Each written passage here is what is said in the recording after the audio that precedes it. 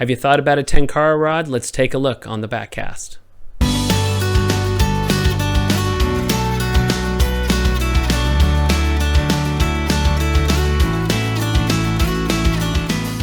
Here's David DeBeaupré, who is the owner of Sierra Trout Magnet, who went a little bit into detail about Tenkara rods. I asked him when I was up there at the fly shop recently and asked him about Tenkara and what his thoughts were.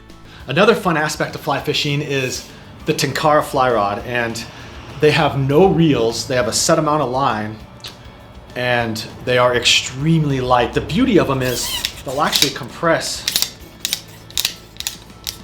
down to almost nothing, so you can have them with you at all times. I keep basically 2 of these in my fishing bag just in case something happens, but that's a 10'6" fly rod right there.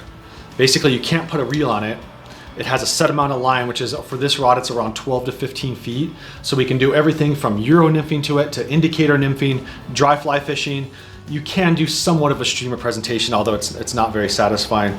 But the main thing about the Tenkara is how light it is and just how easy it is to store and always have with you. So this thing comes out like this, and it ends up being 10'6", and it's about the lightest rod you can have in your hand. And what we use it for is a smaller river or a smaller piece of water where we can reach out to the fish that are basically the length of the rod away from us, and have a very, very supple rod when we hook them to bring them in. Now there's no reel, so when we hook them, we come up, and then we actually end up pointing the rod behind us like this to bring the fish into us.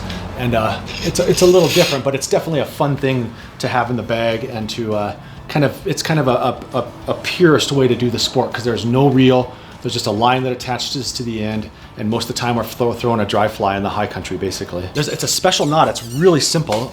This thing on the end is called a Lillian, and it has a little, so what I would do is I would tie a knot on the end of this, and then basically a slip knot on the Tenkara fly line. A slip knot holds it on there. You tie a slip knot and you just tighten the slip knot down to it, and that's what holds it on there. It's that simple. So when you take it off, you just pull the end of the slip knot and the thing just comes right off. So this particular Tenkara rod is called a Tenkara Tanuki, and I like these because they are extremely light and strong. And when we pay good money for a fly rod, basically what we're paying is for a lot of strength but extreme lightness, which gives us much more of a pure fishing experience, and we have much more contact with the fish and the surroundings.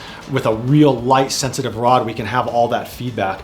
And since the Tenkara has just a very ultra light rod with a line off of it, we feel every movement that fish makes, and that is kind of the beauty of Tenkara. And the Tenkara Tanuki has taken it to the next level by using the most advanced materials to make this ultralight, nice Tenkara rod. So I would definitely recommend these over any other Tenkara, just because of the lightness of it, the quality of the materials, and then the feedback it gives you while fishing.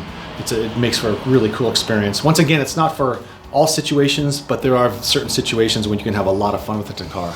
Cool information, and love to get into that whole mysterious realm of Tenkara. Appreciate David DeBeaupré. He's the owner of Sierra Trout Magnet. They're a fly shop up there in Bishop. He has the fly shop. You can go in and get stuff that if you're missing or you forgot on your trip, as well as they guide up in the local area. So it's all sections of the Owens, Crawley, East Walker River, some of the other sections of other streams in the area, as well as they have this service where they go in with the pack station into the backcountry as a guide. Really cool, interesting stuff. So let us know if you want to be put in touch. We'll see you right here next time on the Backcast.